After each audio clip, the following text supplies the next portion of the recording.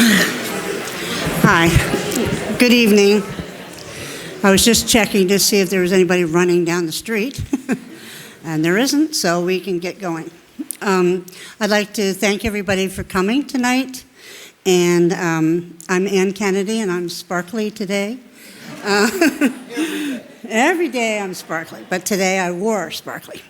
Anyway, I'm very pleased to be able to welcome Greg Williams again. We have him at least once every year and sometimes 2 or 3 times a year.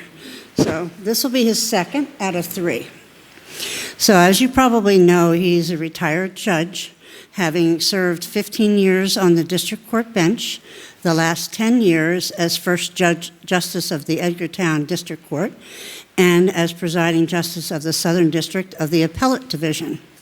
Not long before his appointment to the bench in 1999, he was named Deputy Chief of the Western Division of the Attorney General's Office in Springfield, and he had started in that office in 1996 as a senior litigator. Between 1978 and 1996, he was a lawyer in private practice in Springfield with the firm of Brooks, Mulcahy,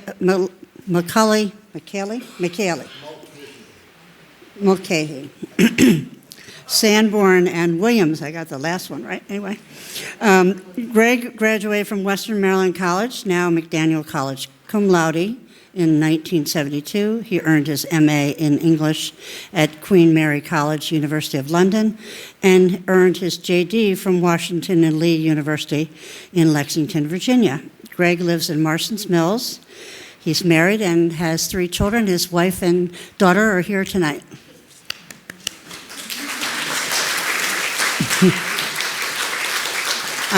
I'd like to thank our sponsors this evening, Doug Mitchell and Christine Walsh. Are you here this evening? Okay, well, thank you very much. So next week we have Judith Calora, and she is a dramatic actress.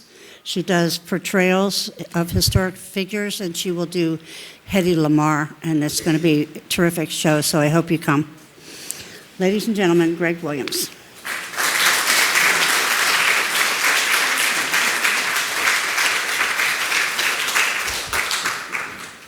I must have looked away for a moment.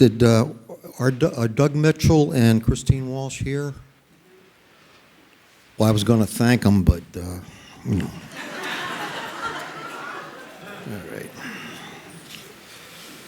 The last time I came here, it was not as warm as it is tonight, and I asked one of the stalwarts of Tales of Cape Cod if he could crank the air conditioning a little bit, and he said, well, I just turned it down to 79.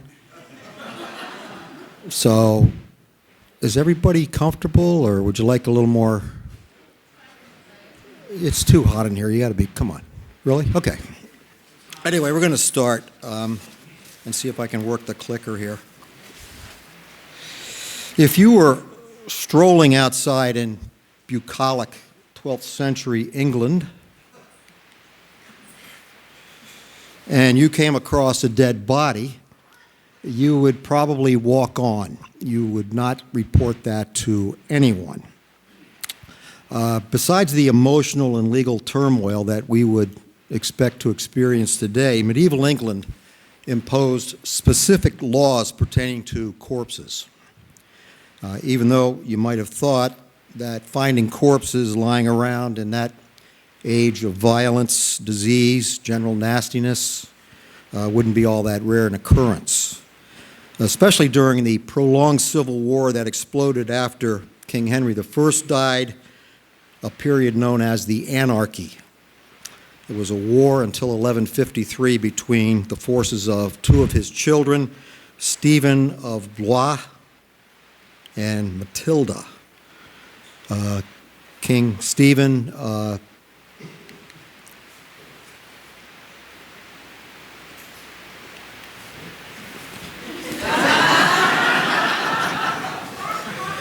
I need a new media person, clearly.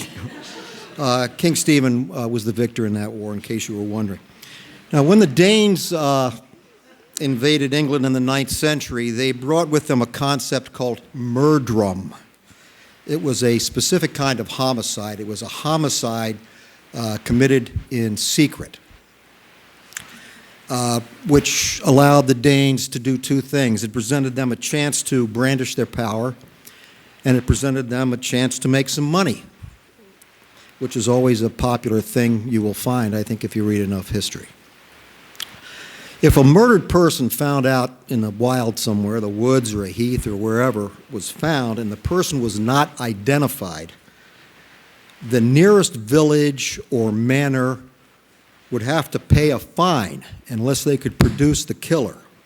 And the fine itself came to be called murderum. After the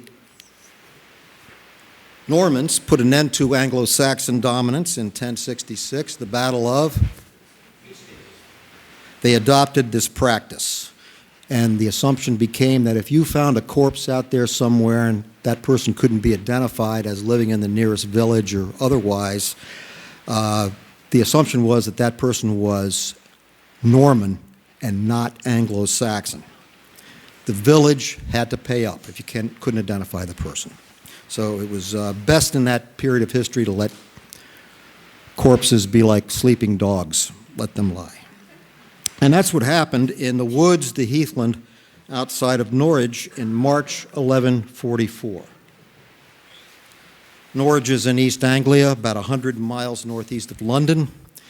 The Great Survey, the Doomsday Book, completed in 1086, estimated the population of Norwich at about 5,000 to 10,000, which is, come on, I mean, anybody could guess that, but it's not an especially sharp estimate.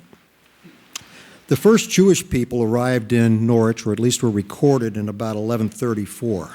And 10 years later, a Norman nun found a body at the base of a tree in an area then called Thorpe Woods, later called Mousehold Heath. And I looked up the pronunciation of this heath, which is clearly spelled Mousehold, and I was a little bit disappointed to see that it was pronounced Mousehold, because there is another town in England, which I think is in Cornwall, spelled M-O-U-S-E-H-O-L-E, pronounced muzzle. So, a little disappointed here. Anyway, the nun found this body lying there. She offered up a prayer, and then she walked on. A couple of other people walked by it later that day and did the same thing. They just kept going. But eventually, on Holy Saturday, which was on March 25th, 1144, the forester, which was kind of a quasi-judicial official working for the powers that be, the landowning bishop and the monks, his name was Henry de Sprouston. You can see how everybody still has kind of a mixture of an English and French name, Henry de Sprouston. He discovered the body probably by investigating a swirling flock of scavenging birds. And the body was identified as a 12-year-old boy named William, who was an apprentice tanner or leather worker in the town of Norwich. He appeared to have met a violent end, including having been gagged by a teasel jammed into his mouth. A teasel is a prickly plant, and the dried head of the teasel was used to sort of raise the nap on woolen cloth. Norwich was a big center of wool, and so there were a lot of teasels lying around, but somebody violated this young boy with a teasel. Whoever killed William was not determined. Shortly before his death, a man had come to William's house and asked him if he would work, that is, if William would work for the archdeacon. William's mother was suspicious, but he went to go do that job. A few days later, William's sister saw him and a man enter a Jewish home, which was not unusual at all, especially in his work. And at the Easter Synod of 1144, William's uncle, who was a priest named Godwin Stewart, blamed the Jews for William's death. A clergyman named William de Turbeville was present. And a couple of years later, Turbeville became the bishop of Norwich. William's family tried to persuade the bishop to bring charges, I guess, against every Jewish person in town. But the Jews were under the protection of the king because he was a nice guy. No, because of their tax payments. The sheriff, a gentleman named John Duchesne, was a royal official. He saw no reason for suspecting any Jewish involvement in William's death, and the bishop didn't have any jurisdiction over it anyway. But though the bishop was not moved to prosecute anyone for William's murder, he, along with some other people in the area, clergy members in the area, did try to create a cult centered on William, the murdered boy, as a Christian martyr. Again, no evidence as to any religious or anti-Christian motive in William's death, so interest in that was fairly low. But then 2 years later, another body turned up in the Norwich woods. And this time, there was little mystery as to who it was. There was a landless, impoverished knight named Sir Simon de Novers. And he had borrowed some money, quite a bit of money, from a Jewish money lender whose name is either something like Dulsot or Eleazar. Not only was post-Henry I Civil War darkening the times, but de Novers had joined the Second Crusade. To be a crusader and to go to the Middle East in those times, maybe every time, but especially then, it was costly for knights to do that. They had to buy arms, they had to have horses, provisions, all kinds of stuff. And de Novers didn't have the ready cash to do that, so he borrowed it. Money lenders who could provide funds for that venture, the Crusades to the Middle East, made out very well, as long as those debtors returned from the Holy Land alive and actually paid them back. Now, however much fun this crusade was, this is a Gustave Doré print, part of one from the 19th century, and it's called Army of the Second Crusade, Find Remains of Soldiers of the First Crusade. Second Crusade was generally a failure. The knights had not profited from the venture at all. It wasn't all about Christian piety. I'm sorry to disillusion you if you thought it was. De Novers did return, but since he couldn't pay Dussault back, he chose a different solution to his debt. And it turns out that if your creditor isn't around anymore, your debt gets extinguished. And your Equifax credit rating remains respectable. So de Novers arranged for Dussault to be ambushed and murdered in the woods. Whether de Novers was there personally and helped to run through this gentleman with his sword is unclear, but the Jewish community called the Jewry of Norwich sought relief from King Stephen, and de Novers was charged with murder. And then there occurred, it's a little unclear whether it was some kind of like a show cause hearing or a trial before King Stephen himself. And the Jews, the Jewish community, presented significant evidence of de Novers' guilt. But de Novers had secured as his counsel the Bishop of Norwich, William de Turbeville. And if de Turbeville did not invent the blame the victim defense or the defense of deflection, he polished both of those to a high gloss. De Turbeville's argument was de Novers should not be held responsible for the death of this Jewish moneylender until the Jews generally are held accountable for the death of William, whom de Turbeville was constantly running around still and touting as the boy martyr. Turbeville argued that even if de Novers were involved in the murder of Dussault, that must be seen as rightful vengeance for the horrendous death of this innocent young lad, William. And the thing kind of went away. Reportedly, the whole proceeding ended up being continued, after which a substantial amount of money was paid to the Jews of Norwich. Now, some 6 years after William's death, a Benedictine monk named Thomas of Monmouth arrived in Norwich. De Turberville was still on about William being a martyr, almost a saint, and he did talk Thomas into writing a hagiography, yes, hagiography, of William, which was a multi-volume Latin work called The Life and Miracles of Saint William of Norwich. 12-year-old boy. This is one of the scariest portraits I've seen for a while. But there he is. That's how he was imagined anyway. Yes, Saint William. Having the body of a martyred saint in your church is highly valued and highly valuable. It draws pilgrims and it draws their money.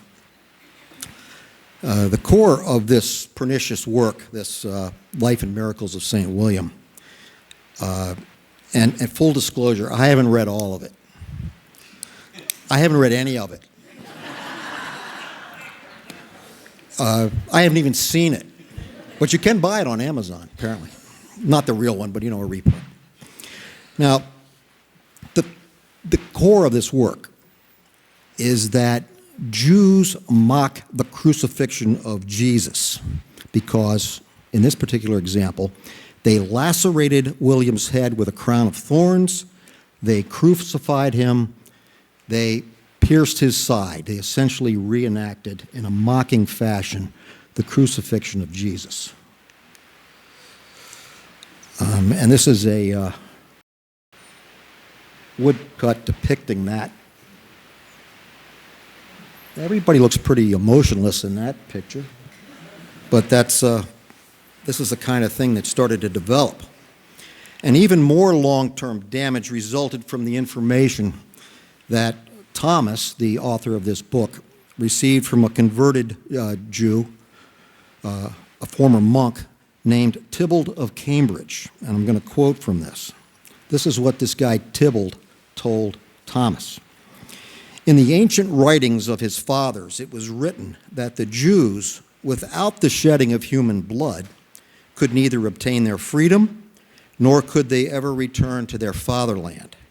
Hence it was laid down by them in ancient times that every year they must sacrifice a Christian in some part of the world to the Most High God in scorn and contempt of Christ, so that they might avenge their sufferings on him. And it even got to the point where there was a story that there was a meeting every year and a place somewhere in the world was picked to be the place where somebody, usually a child, would be sacrificed for this purpose. It was complete nonsense, but that's how it got started. And in 1144, according to this tale, it was Norwich's turn. This is in a church near there. The panel, I'll bet you I have a laser on here somewhere. That isn't it. Whoop. Whoop, whoop, whoop, whoop. This happens every time, as you know. And I don't know what happened to the whole thing here. Let's try that. I'm trying the full screen. Here comes the tech. Where would we be if I didn't do this every single time? This is pretty bad, though. I haven't done this part yet. Here he comes.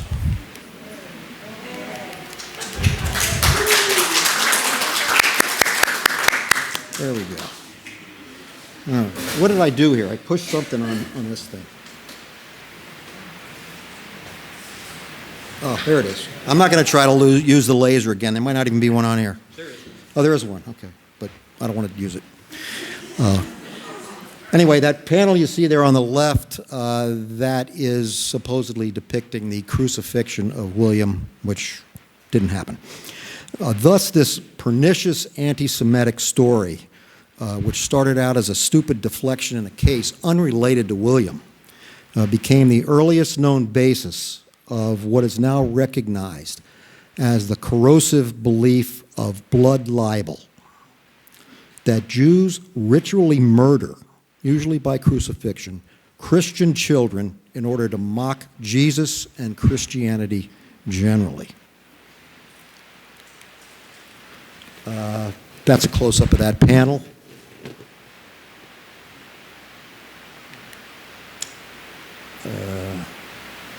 That's not even in this section, so don't pay any attention to that. So they do this in order to mock Jesus and Christianity. They do it to gain their freedom or to return to their homeland. Some versions of the myth proclaim that there's a medical aspect to this crime, that Jews require Christian blood as an ingredient in their medicines or their food. Surely nobody could believe anything like that. But they did then. More specifically, Jews would drink the blood of the martyred person. They would add it to their wine at the Passover Seder, or they would bake it into Passover matzah, pastries, whatever. This notion is obviously especially vicious and offensive, given that Jewish law forbids the consumption of the blood of animals. And after this case of William, some 150 similar cases followed into the 16th century and beyond. This one, this one's sort of a multiple thing. There's a lot of little children or babies in this picture, and they're all going to be sacrificed. And that's not the only painting like that in this church. Many of these supposed incidents, of course, ended up in the expulsion or more likely the torture and massacre of Jews. For example, the first one after William in England, one occurred in Blois, France in 1172. The townspeople burned 30 or 40 Jews in that incident. And then in 1290, after years of Jews being persecuted and murdered in England, King Edward I, whom you may know as Longshanks, expelled all Jews from England, 2,000 to 3,000 people. And as it happens, today is the 732nd anniversary of that sordid event. In September 1928, a 4-year-old girl named Barbara Griffiths strayed into the woods near her home in Messina, New York. And within hours, an explanation for her disappearance emerged. Jews had kidnapped her and killed her in a ritual murder. This stupid story gained traction with the state police and with the mayor of Messina. And the anti-Semitism that immediately erupted following Barbara's disappearance persisted even after she walked out of the woods the next day. She was fine. So you never know where these things will go or continue. That was part one. And part two is called optography. The image, or the idea rather, that an image of an object that somebody looked at could be imprinted on their retina can be traced to this gentleman, Christoph Scheiner. You know him as the inventor of the pantograph, but he was also, among other things, an important early scholar of the physiology of the eye. This is his work, Oculus, which I have not read. And he is also one of those guys throughout history who insists on dissecting frogs. During one of those dissections, Scheiner claimed to have noticed a fleeting image of something apparently printed on a frog's retina. we don't know what it was, but he mentions it in his work Oculus. By the way, anybody here have to kill and dissect a frog in high school or college? Did anybody flat out refuse to do it? Good. Good for you. So with the advent of photography, this whole idea of maybe an image being imprinted on a retina was reborn. The eye is kind of like a camera. This is the oldest known photograph of an actual scene. It was created about 1826 or 1827 by the gentleman who was named there in the bottom of the caption. I usually am fairly fearless about trying to pronounce somebody's name, but not this guy. I just don't know. Anybody know how to pronounce that? Anybody know? No? Okay. Anyway, that's the oldest known photograph. Capturing this image took a long exposure, but it did render a recognizable scene, rooftops outside of this guy's house in Burgundy, on a sheet of bitumen-coated pewter. And this one is the first photograph showing a person. And this was taken in 1838 by the famous Louis Daguerre. Everybody see the person?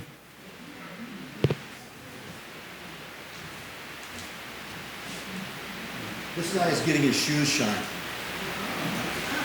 And there were probably other people around, but they were walking. And so they didn't show up in the photo.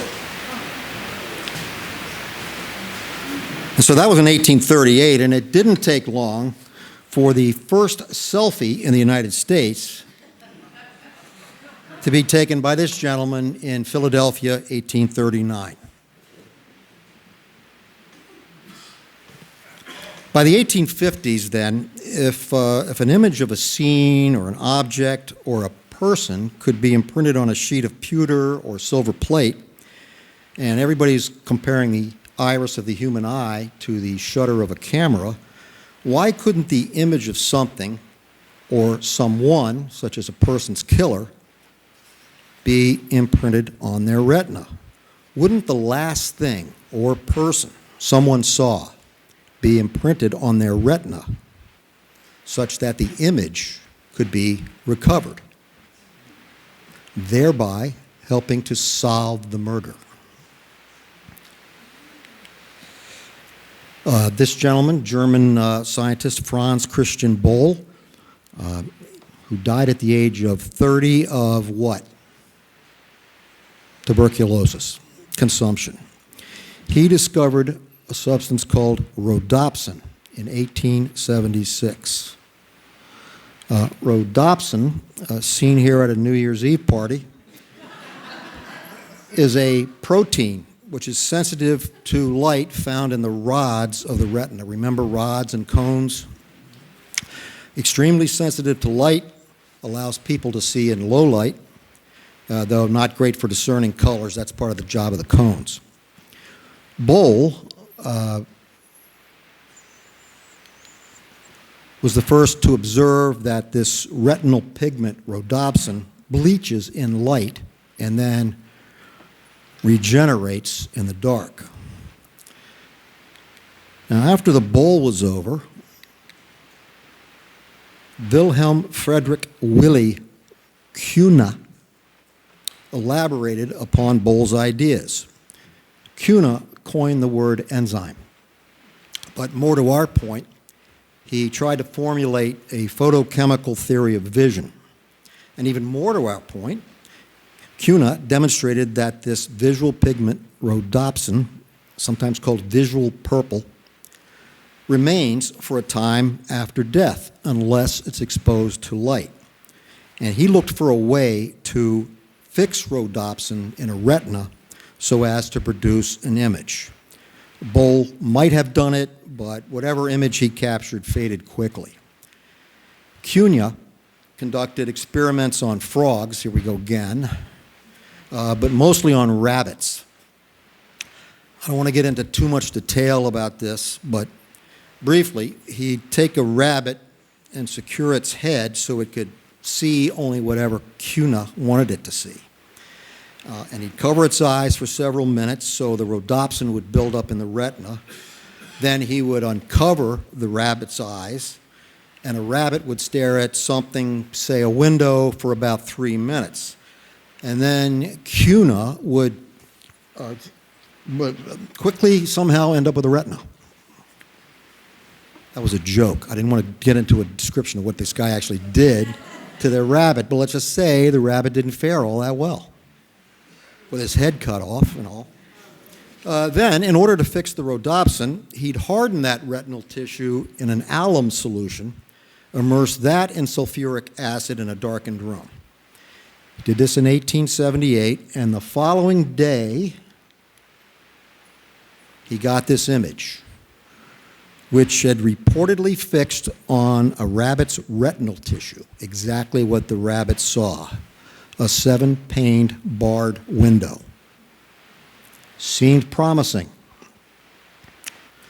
And in 1880, Cunha seized a chance to examine the retina, not of a bunny, but of a human being. Erhard Gustav Rieff had drowned his 2 young sons, Wilhelm and Adolf, in the Rhine River.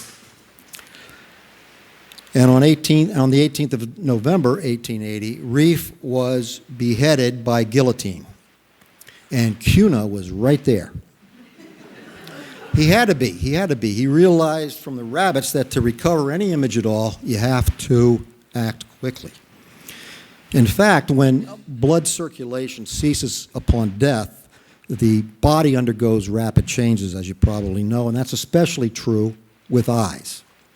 Within about a half an hour, maybe up to 2 hours, the retinal blood vessels begin to segment and come apart, fragmentation of the columns of the blood in the eyes. It's a phenomenon called trucking. How many people did not think, keep on trucking? Anyway, as soon as Rieff's head became available, by the way, the possibility that human consciousness survives, even for a brief time, a rapid beheading, that's covered in another one of my talks.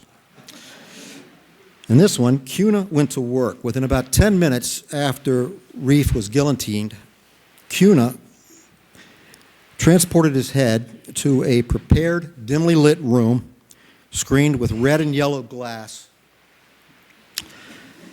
to retard further bleaching of rhodopsin. And he removed Rieff's left eye and he isolated his retina. And he reportedly observed what he called violent and, he said it in German, of course, violent and disturbing movements on his retina. But he also delightedly showed to the people he had assembled, his colleagues, a reportedly sharp image printed onto the retina. There's no photo of that, but here is Cunha's drawing. Now, what this image actually was, Cunha was never able to determine, even though he investigated the matter very thoroughly and seriously. He examined Rieff's last surroundings. He interviewed numerous witnesses who were around Rieff in his last few days. Could never figure out what this was. It seemed obvious to me that the last thing that Rieff saw was Utah. Now, supposedly, the London police considered photographing the eyes of 1 or 2 of the victims of Jack the Ripper in 1888. The press reported that the eyes of the second canonical victim, that phrase is used by ripperologists. There are 5 women who are pretty well established to have been murdered by Jack the Ripper. Some people add 1 or 2. But the second canonical victim was a woman named Annie Chapman, about 47 years old, and the press reported her eyes had been photographed. The memoirs of one of the police officers who was around at the time, who rose to very high rank in the police, mentioned that the eyes of the Ripper's last presumed victim, 25-year-old Mary Jane Kelly, were also examined and photographed, though apparently by that time police doctors had already been convinced that that effort was futile.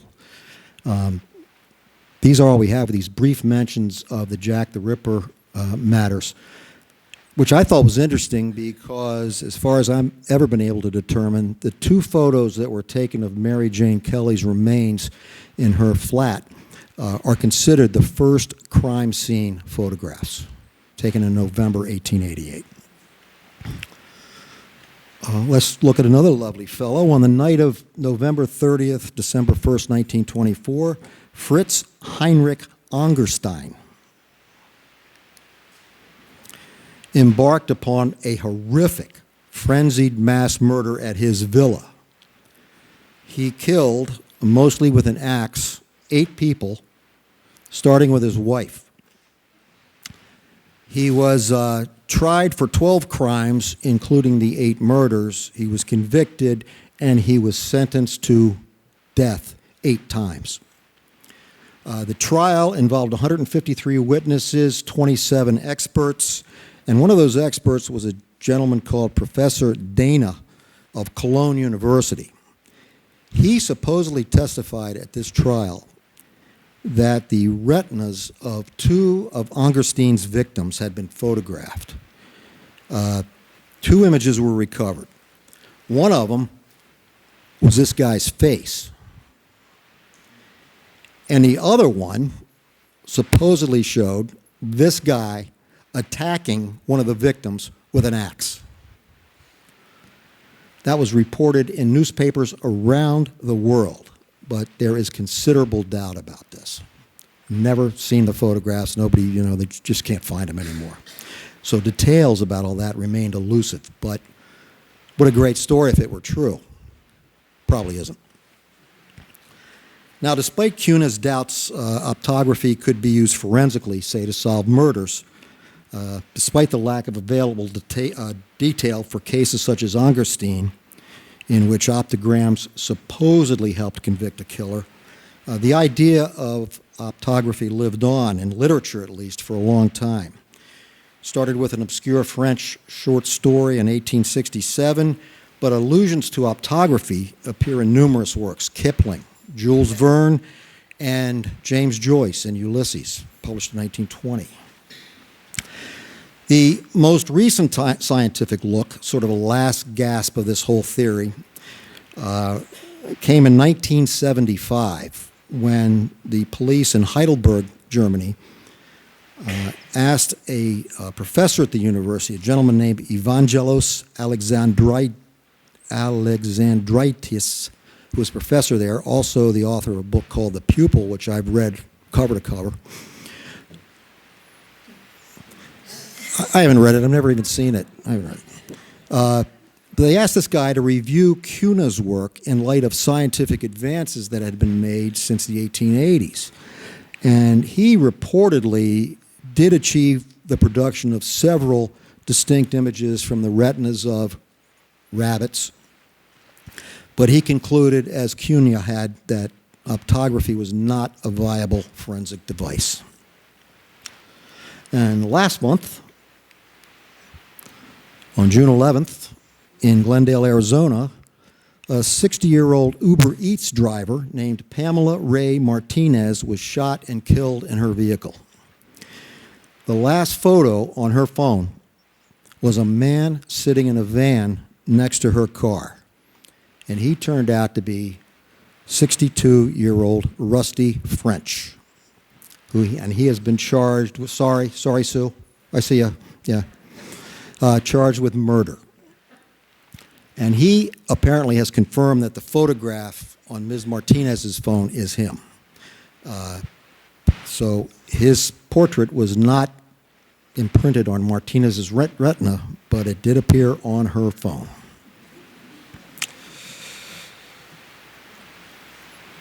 Last section is called Cruentation. I tried to make Osterville look as sinister as possible with this scene. In July 14th, 1847, the Barnstable Patriot reported, quote, one of the most heartless and inhuman acts which could occur in a civilized and much less Christian community. On the previous Sabbath morning, which would have been the 11th, quote, some monster in human form entered the house of shipbuilder Oliver Hinckley. And I should ask this already, but is anybody in here in that family, the Hinckley family?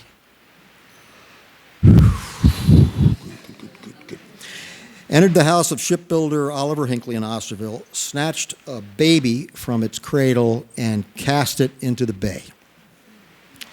The only family member who was not at church was the baby's mother, who was not named in these newspaper articles. The village was so outraged that a public meeting convened that evening to adopt measures for discovering the murderer. A week later, the Patriot reported that the mystery had been solved. Oliver Hinckley and his son, George H. Hinckley, who was the infant's father, had petitioned the court, probate court, for what today would be called a psychological exam. 3 Barnstable physicians, examined the baby's mother, Mrs. Hinckley, whom I believe to be Lucinda Jane Cammett. Anybody from that family? Okay. That's the oldest house in Osterville, I'm told, the Cammett house. Anyway, the paper reported that she was 20 years old, she was a woman of, quote, uncommon beauty, had told the probate judge, that is, the physicians had told the probate judge, that she was suffering from a case of monomania. Monomania, as any kind of a diagnosis, was pretty much in decline by the middle of the 19th century, and what it signified, what it meant, was a kind of mental illness affecting only part of the brain. A person remained mostly, quote, normal, but displayed an insistent, fixed idea on something. The precise nature of Lucinda's fixation is unknown, but to these doctors, the cause seemed evident. When she was 12 years old, she was in a swamp, and a snake bit her heel. And that was the start of this whole thing. And as a matter of fact, they said that had a serious effect upon her nervous system. And thereafter, she was usually of a cheerful disposition, but sometimes she was subject to morbid melancholy. By the time she was 16 years old, she had attempted suicide at least twice. The second time was in 1843. She was rescued from a drowning attempt by her childhood friend, then fiancé, then husband, George Hinckley. The two were married in 1845 when Lucinda was 18 years old, and they lived in Oliver Hinckley's house in Osterville. And then some real unpleasantness started. Twice in 1847, somebody tried to set the house afire. And then, between April and July, July being the time that the baby was murdered, an image was found in the front of the house, dressed from the clothes that hung in the yard. I'm not really sure what this image, I think it just means some kind of almost looks like a person, like a doll maybe, with the clothes hanging. Then in June, the month before the murder, the family was again alarmed by some occurrence. They found a chalked message on their front door that said, "It is me. Are you frightened?" Now, the day of the murder, Lucinda was home alone with her baby, who was 2 months and 11 days old, and I believe she was Ella Baker Hinckley. Again, none of these names appear in any of the newspaper articles. Lucinda dressed Ella in her finest apparel. She was seen by a neighbor to lay her down for a nap near the front door, and soon the family, all the rest of them who were at church, were alerted that the child was lost, and about an hour later, Ella's body was recovered from the bay. The inquest that was held uncovered no traces of the supposed murderer. Osterville was, quote, thrown into terror and horror. The day of Ella's funeral, somebody suggested that, quote, each person in Osterville, quote, attest to their own innocence in the presence of the dead child. There was nobody there who was qualified to administer an oath, but solemn asseverations were made. In other words, people promised they would do it. Many of the villagers in Osterville, including Lucinda, walked around Ella's coffin, which presumably was open, in the belief that some signal would identify Ella's murderer, or at least cause somebody to crack and confess. It didn't work, and that evening Ella was buried. Now, this case occurred only about 8 miles from where we now sit, or at least you do. I'm standing up. This was one of the last known examples of a kind of murder investigation technique called cruentation. It's from the Latin word cruentare, to make bloody, to spot with blood. It is sometimes called the ordeal of the beer rite, the ordeal of touch, or even murder will out. That last expression is probably the most familiar to everybody. Murder will out. That's what this is. The practice is ancient. Though some variety has existed since antiquity, even among populations as disparate as Aboriginal peoples of Australia and Africa, it's often considered to be of Germanic origin about the time of the 5th century after the fall of Rome. It is one variety of a trial by ordeal. It's a trial in which God would intervene in a proceeding in order to protect the innocent and reveal the guilty, or in which God's judgment would be made known by the indignation of the corpse. Now, underpinning this belief, which grew weaker as science advanced, was the uncertainty of precisely when death occurs.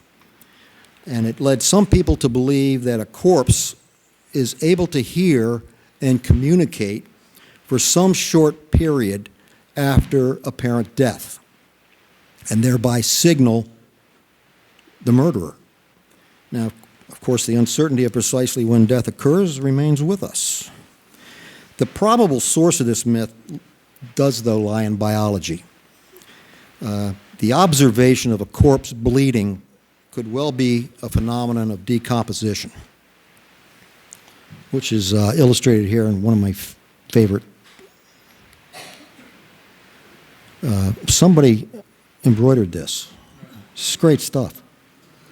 But so during about the third of the 5 stages of decomposition of a body, a dead body exudes fluids because of the increasing internal pressure caused by the buildup of gases inside the body. And one of those fluids caused by the decomposition of the intestines is a reddish-brown fluid that usually issues from the nose and the mouth. It's called purge, and it looks like blood.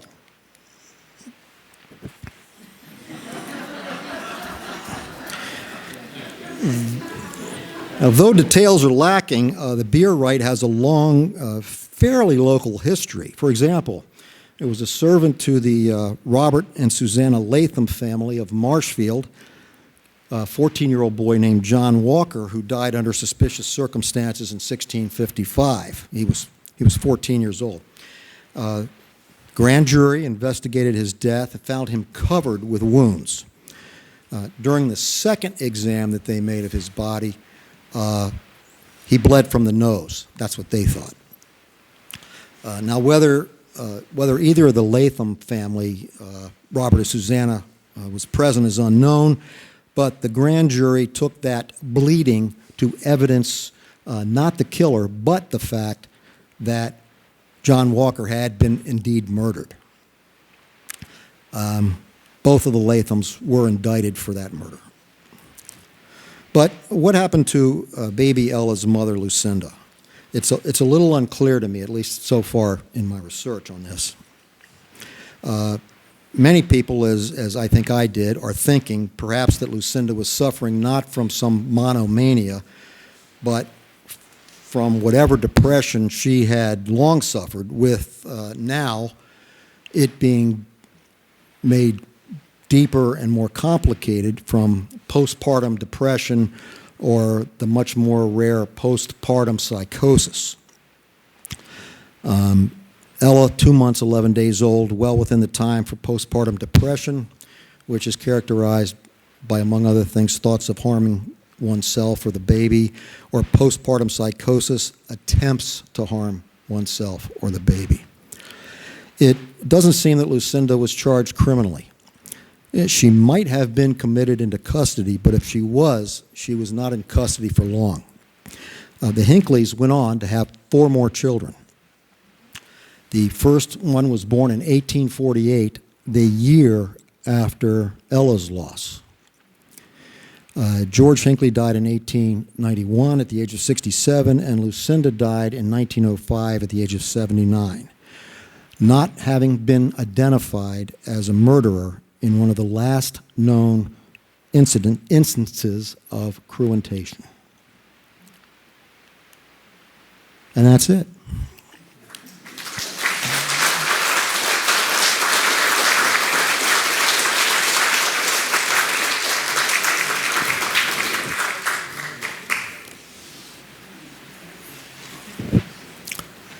Anybody have any questions about anything? Trivia?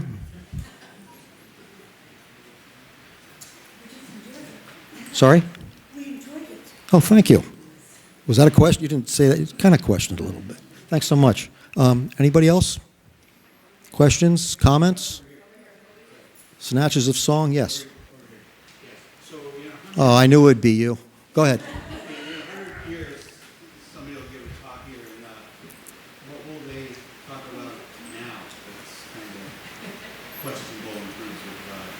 That's questionable now? Yeah. Where do we start? Oh, you mean about murder? I don't know. Some of these beliefs, I try not to be too obvious with some of this stuff, but some of these beliefs didn't sound all that foreign, did they? But I don't know. I'm sure there's some science going, they'll probably find out that DNA is a fraud or something. I don't know. Who knows? But that was a good question, but not for me. Anybody else? Questions? Comments? Have some dessert. Thank you.